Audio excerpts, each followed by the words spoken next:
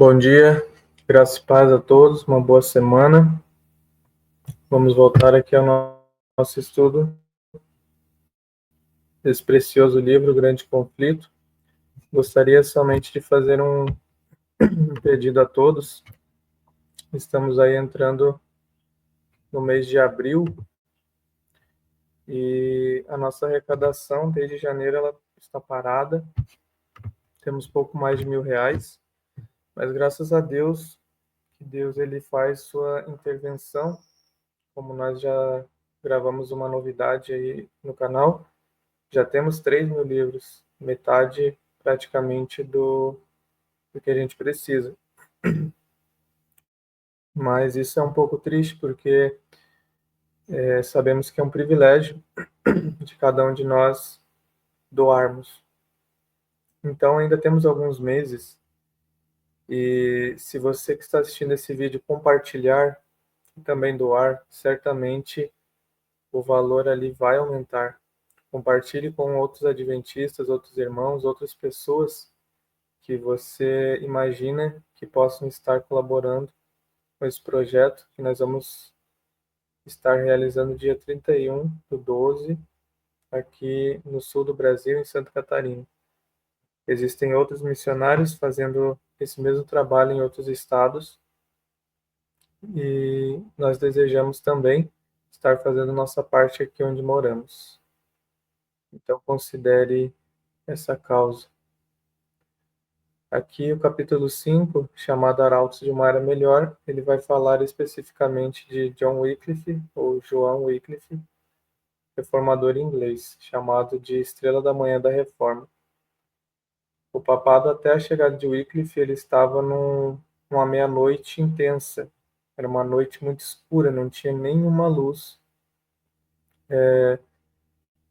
exceção dos valdenses, brilhando.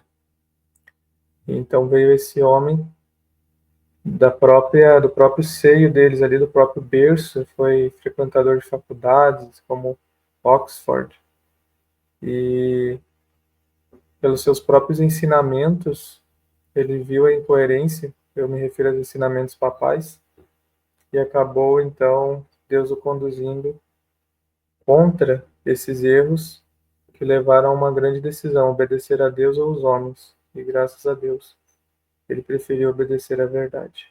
Vamos orar? Querido Deus, que está nos céus, obrigado, Senhor, por este privilégio de estudar a sua palavra. Nos conceda discernimento. Em nome de Jesus. Amém.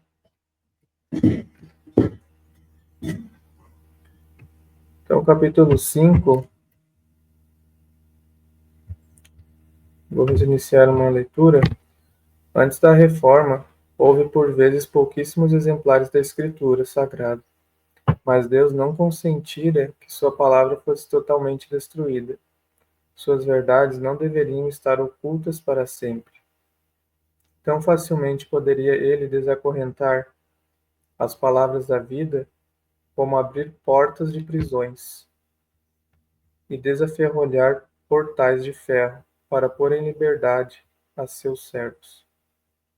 Nos vários países da Europa, homens eram movidos pelo Espírito de Deus a buscar a verdade como a tesouros escondidos. Providencialmente guiados às Santas Escrituras, estudavam as páginas sagradas com interesse profundo. Estavam dispostos a aceitar a luz a qualquer custo.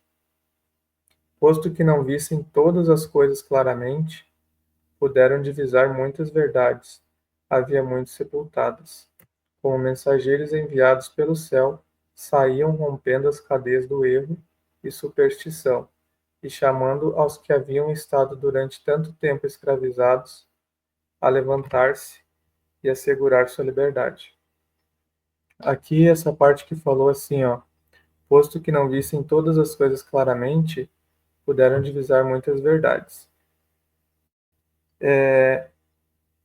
Até Cristo, a verdade ela foi muito obscurecida pelo erro. Então ele veio, e ele é chamado de grande luz. Lá na profecia de Isaías diz que grande luz brilhou sobre as trevas. O próprio João também fala, ele era a luz dos homens. Então Jesus deixou tudo claro, tirou todo o entulho do erro de cima da sua palavra, da sua verdade, e deu um exemplo perfeito. Porém, a gente sabe que a Igreja Apostólica foi se corrompendo e as tradições de homens foram novamente jogando entulho sobre a palavra. Chegando no templo de Wycliffe não era diferente. Ele mesmo, ele acreditava no que Roma acreditava. Então ele foi saindo um pouco disso e trazendo mais luz para os próximos reformadores. Lembrando que teu caminho, ó Deus, está no santuário. Então o santuário de Deus, de acordo com Daniel, ali, ele foi lançado ao chão e pisado por essa igreja apóstata. E ela destruiu todos os mobiliários do santuário. Destruiu o candelabro, destruiu o altar de sacrifício, destruiu a mesa dos pães, destruiu ali onde eles ofereciam o incenso no santo, que a fumaça ia para o Santíssimo. Destruíram, obviamente, a lei de Deus. Então, passo a passo, esses homens foram restaurando o santuário de Deus.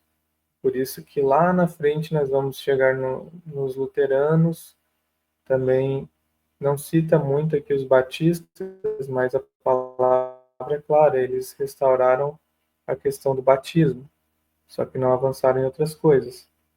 Até chegar na plenitude, que foi quando todas essas igrejas protestantes, elas foram chamadas a dar a primeira, segunda e terceira mensagem angélica no outono de 1844. Mas eles não estavam preparados por conta da falsa educação. Eles retiveram os erros papais, eles repudiaram as doutrinas, mas trouxeram os erros papais para o Novo Mundo, para os Estados Unidos. E então eles formaram novamente um papado chamado protestante, que na verdade não tem nada de protestante. Não protesta contra Roma como os antigos protestantes faziam. Mas enfim, esse foi um comentário curioso. Até na Bíblia de Wycliffe a gente vê coisas que não condizem com o que é certo.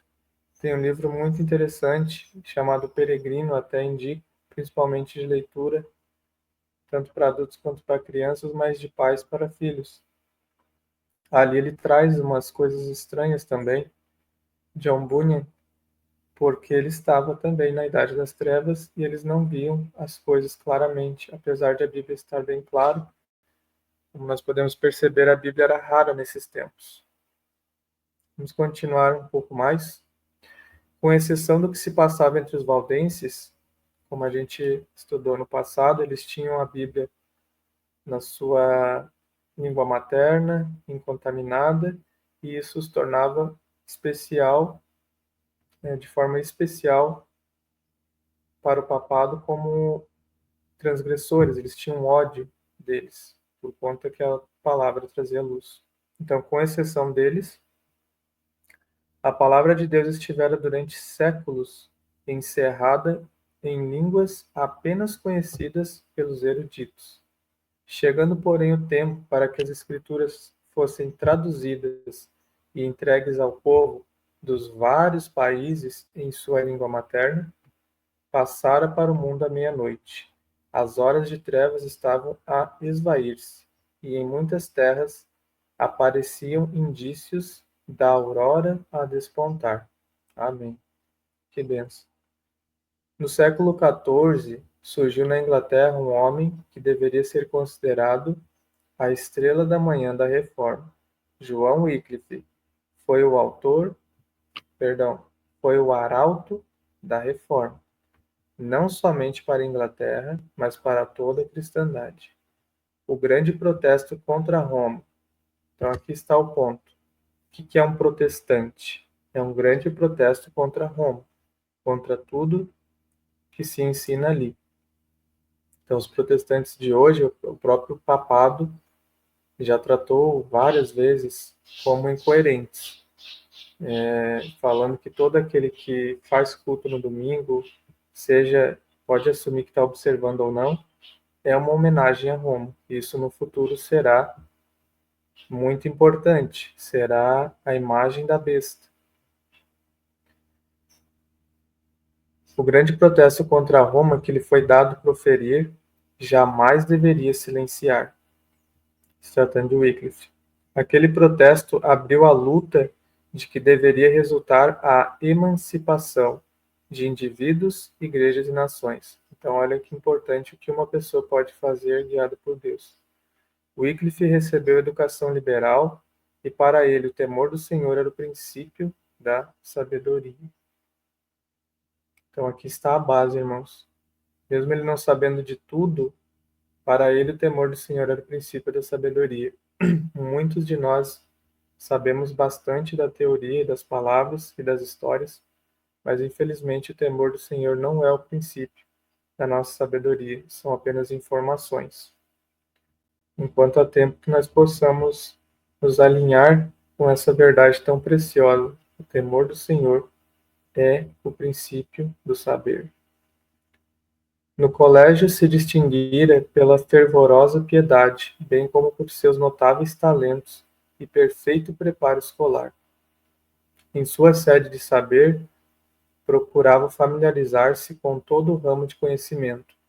Foi educado na filosofia escolástica, nos cânones da Igreja e na lei civil. Aqui da Igreja, citando a Igreja Católica, né? Especialmente a de seu próprio país. Então, ele era versado, inclusive, nas leis do país. Em seus trabalhos posteriores, evidenciou-se o valor destes primeiros estudos. Um conhecimento proficiente da filosofia especulativa de seu tempo habilitou-o a expor os erros dela, e, mediante o estudo das leis civis e eclesiásticas, preparou-se para entrar na grande luta pela liberdade civil e religiosa. Não só sabia manejar as armas tiradas da palavra de Deus, mas também havia adquirido a disciplina intelectual das escolas e compreendia a tática dos teólogos escolásticos. O poder de seu gênio e a extensão e proficiência. O poder de seu gênero e a extensão e proficiência de seus conhecimentos impunham o respeito de amigos bem como de inimigos. Seus adeptos viam com satisfação que seu herói ocupava lugar preeminente entre os espíritos dirigentes da nação, e seus inimigos eram impedidos de lançar o desprezo à causa da reforma, por causa da sua grande distinção, exprobrando a ignorância ou fraqueza do que a mantinha. Quando ainda no colégio, Wycliffe passou a estudar as escrituras sagradas. Naqueles primitivos tempos em que a Bíblia existia apenas nas línguas antigas, os eruditos estavam habilitados a encontrar o caminho para a fonte da verdade, o qual se achava fechado às classes incultas. Então veja que coisa triste. A Bíblia não estava proibida, né? O papado não foi bobo, porque ele cresceu em cima disso, dizendo que era Cristo, Maria e tal, os apóstolos, mas as pessoas não tinham a autoridade de interpretar ou ir na Bíblia ver se era assim mesmo. Quem interpretava tudo era eles. Inclusive, a pessoa nem tinha a Bíblia, porque não estava disponível no seu idioma. Era só em línguas que os eruditos estudavam nas grandes faculdades. Então, em outras palavras, a Bíblia estava assim encerrada, proibida para os incultos. Fazendo isso, o papado conseguiu grande domínio sobre eles. As pessoas eram como animais, não sabiam se defender, só sabiam obedecer aquele poderoso Estado e Igreja unidos. Assim já fora preparado o caminho para o trabalho futuro de Wycliffe como reformador. Homens de saber haviam estudado a palavra de Deus e encontrado a grande verdade de sua livre graça, ali revelada. Isso não era revelado para eles nesses cultos formais. Não havia livre graça. Era o inferno, o purgatório, mortificações, tem que fazer favores, coisas boas para receber o perdão. Antibíblico. Em seus ensinos tinham disseminado o conhecimento desta verdade e levado outros a volver às Escrituras Sagradas.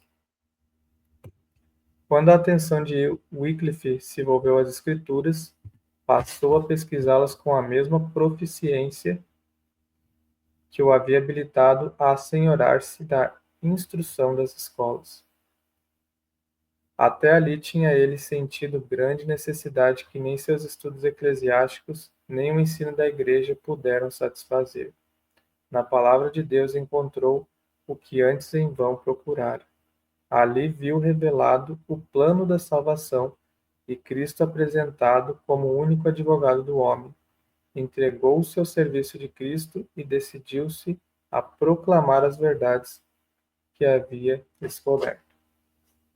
Hoje nós vamos ficar com essa porção da verdade. Nós vamos continuar, pela graça de Deus, com os estudos. Porém, eu queria fazer um último comentário aqui dessa parte. Vocês viram que a vida de Wycliffe mudou muito quando ele passou a dedicar inteiramente a sua atenção às Escrituras. Ali atrás a gente viu que ele sabia manejar as armas da palavra de Deus, mas era mais para combater os erros que haviam na época. Mas quando ele foi buscar alívio, um Salvador, quando ele foi buscar a Cristo, e ele se apresentou como o único advogado do homem, então ele entregou o seu serviço de Cristo. Precisamos também dessa experiência que ele teve. E achei esse trecho aqui muito importante. Na palavra de Deus encontrou o que antes em vão procurar. Então, esse aqui é um alerta que eu faço para todos. Espero que pessoas aí que também não têm luz estejam ouvindo, ou esse vídeo possa chegar até você. Se você ler Gênesis 3,15, você vai perceber que Deus ele colocou inimizade, ele colocou inimizade no homem. Por quê? Quando o homem pecou, automaticamente sua natureza se virou contra Deus e se tornou totalmente maligna. Ali Adão e Eva. E Deus viu que eles não iam conseguir por si mesmos mais obedecer. Antes eles obedeciam porque eles tinham sido criados perfeitos. Eles tinham liberdade de escolha, mas eles não tinham o desejo de fazer o mal, mas eles podiam fazer o mal. E escolhendo fazer o mal, pecando, eles se tornaram inimigos de Deus. Nós encontramos isso na Bíblia, principalmente no livro de Romanos. E Deus, para contrabalancear isso, ele colocou o quê? Não, eu vou colocar uma inimizade. Ou seja, Satanás ele queria obliterar até isso, que era a nossa liberdade de escolha. Mesmo com essa tendência para o mal que nós temos, essa inclinação, Deus coloca um outro equivalente para que você não faça o erro. Todos nós já passamos por isso. A nossa consciência. Você vai praticar o mal, vem aquele entendimento de que está errado. Você já ouviu isso de alguém, de seu pai, de seus parentes, ou você leu em algum lugar, ou a sua própria mente te dá testemunho. Você se sente muito mal quando vai fazer aquilo. Se acaba fazendo, você fica muito triste, você percebe que aquilo é negativo. O próprio também livro de Romanos ensina isso, que aqueles que não têm a lei, eles não conhecem, eles são a própria lei para si mesmo, e a sua consciência testifica com eles, aprovando-os ou reprovando-os. Então, mesmo uma pessoa lá isolada numa mata, um índio, se ele assassinar alguém, a própria consciência dele vai dar testemunho que aquilo foi negativo. Ele mesmo vai entender que não foi bom aquilo. Tá certo? Então, essa inimizade ela foi colocada. Então, Deus ele já opera em nós o querer fazer o bem, o desejo de fazer o bem, o desejo de algo melhor. Mas a maioria da humanidade coloca esse desejo, que é por Cristo, em fama, riquezas, honras, casas, terras, carros, etc. Então, colocam esse querer que Deus está colocando em outro lugar. E como diz aqui, vão ficar procurando em vão. O único caminho, a única felicidade está em fazer isso que Wycliffe fez, entregar-se ao serviço de Cristo e proclamar as suas verdades que ele nos ensina. Que Deus te abençoe. Por favor, continue acompanhando o estudo desse canal, desse livro, que é um testemunho, foi prometido lá no início do nosso projeto. Para aqueles que não conhecem o livro, conheçam aqui mediante um estudo prático, tranquilo. Se você desejar entrar em contato para falar sobre o livro, é só deixar um comentário. Se quiser um livro também, para conhecer melhor, para ter certeza que pode apoiar o projeto, quem sabe nos ajudar a entregar o livro ou entregar aí na sua cidade, que seja assim também, como Deus quiser, tá bom? Então vamos finalizar orando e lembrando o que nós aprendemos ali. O temor do Senhor é o começo do saber. Todo saber que exclui isso, que já começa dizendo, por exemplo, que a Terra, o mundo, veio através de uma explosão, já é loucura, já é imoralidade, já não é mais sabedoria. É erro, terrível, ideia de homens. Mas toda ciência, todo estudo que está alinhado com o temor do Senhor, que reconhece a Deus, o Deus verdadeiro, é saber. Querido Deus, obrigado por iluminar a nossa mente, obrigado por este homem ter obedecido a sua vontade, ter iluminado a outros e outros. Nós sabemos que muitas das liberdades que temos hoje é por conta dele e de outros. Outros homens que protestam, que não aceitam as coisas que homens nos impõem sem ter autorização das Sagradas Escrituras. Que esse Espírito de Cristo, espírito protestante, nunca venha desaparecer de nós e da sua igreja. Pai Celestial, nos ajude a divulgar essa mensagem, que esse livro chegue como luz para mentes que estão tão em trevas quanto a Idade Média. Há pessoas que nunca imaginaram o que tem nessas páginas e nunca vão saber se nós não conseguirmos encontrá-las. Nos guie até elas. Seja feita a sua vontade. Em nome de Jesus. Amém. Então, até a próxima. Que Deus abençoe a todos.